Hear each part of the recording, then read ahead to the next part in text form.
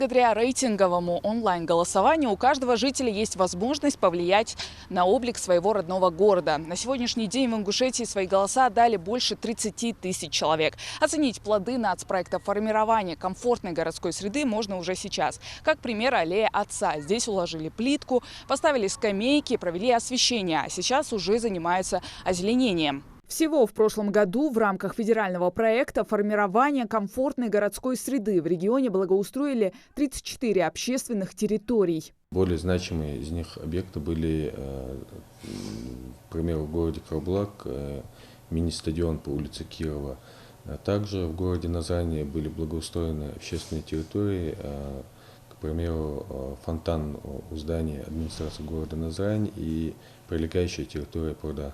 Сейчас на сайте представлено 44 дизайн-проекта для голосования. Это 22 общественные территории. Туда входит благоустройство сквера перед зданием администрации главы в столице региона и десяток улиц в Магасе, Карабулаке, Сунже. Федеральный центр нам установил количество голосов 51 тысячи.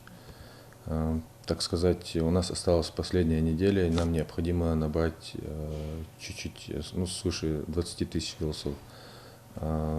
Честно сказать, голосование идет слабо. Некоторые граждане иногда отказываются принимать участие в рейтинговом голосовании.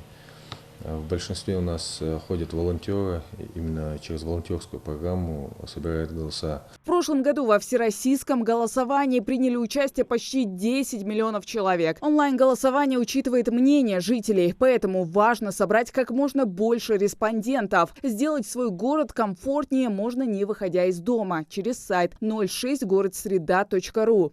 Выбрать муниципальное образование или район. К примеру, я проживаю в городе Магас, выбираю город Магас.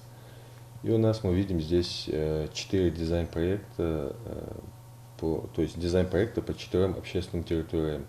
Это те территории, которые будут благоустраиваться в 2023 году. Если в прошлом году жители голосовали за благоустройство общественных территорий, то в этом году больше выбирают между дизайн-проектами. К примеру, сквер по улице Аушева в Назрани. В первом варианте обещают установить скейт-парк, детскую площадку и арт-объект. Во втором случае без особых излишеств. Парковочная зона, покрытие пешеходных путей брусчаткой, установка скамеек и освещение. Каким выберут сами горожане, таким и будет в следующем году сквер. Сама программа позволяет включать и улицы, и скверы, парки, аллеи и другие виды территорий, где находится массовое скопление граждан. Один из самых социально значимых проектов всероссийское онлайн-голосование стартовало 15 апреля и завершится 30 мая этого года. Участвовать может каждый от 14 лет. Преображение жители увидят в следующем году. Хава Газикова, Мухаммад Дидигов. Новости 24.